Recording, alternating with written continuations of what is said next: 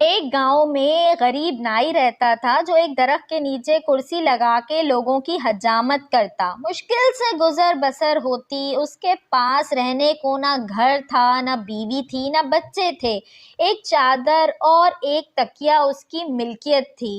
جب رات ہوتی تو وہ ایک بند اسکول کے باہر چادر بچھاتا، تکیہ رکھتا اور سو جاتا۔ ایک دن صبح کے وقت گاؤں میں سیلاب آ گیا۔ اس کی آنکھ کھلی تو ہر طرف شور و غل تھا۔ وہ اٹھا اور اسکول کے ساتھ بنی ٹینکی پر چڑھ گیا، چادر بچھائی، دیوار کے ساتھ تکیہ لگایا اور لیٹ کر لوگوں کو دیکھنے لگا۔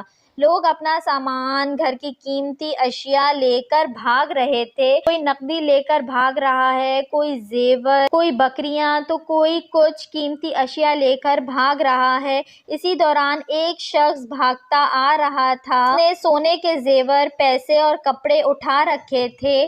جب وہ اس نائی کے پاس سے گزرا تو اسے سکون سے لیٹے ہوئے دیکھا تو رک کر بولا، ہماری ہر چیز اجڑ گئی ہے، ہماری جان پہ بنی ہے اور تم یہاں سکون سے لیٹے ہوئے ہو۔ یہ سن کر وہ ہنس کر بولا، آج ہی تو غربت کا مزہ آیا ہے۔ جب میں نے یہ کہانی سنی تو ہنس پڑا، مگر پھر ایک خیال سا آیا۔ میں محشر والے دن کا سوچنے لگا کہ بروز محشر کا منظر بھی کچھ ایسا ہوگا جب تمام انسان کا حساب قائم ہوگا۔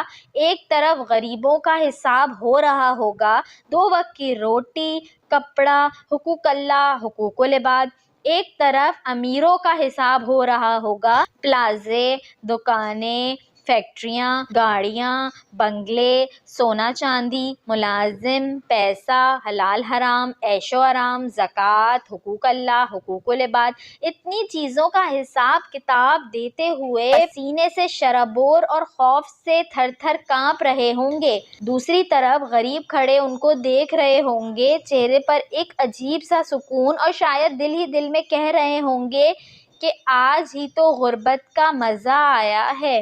ویڈیو اچھی لگی ہو تو اس کو لائک کریں، شیئر کریں اور میرے چینل کو سبسکرائب کریں، اور ساتھ ہی بیل آئیکن کو بھی پریس کر دیجئے تاکہ میری نئے آنے والی ویڈیو آپ کو مل سکے۔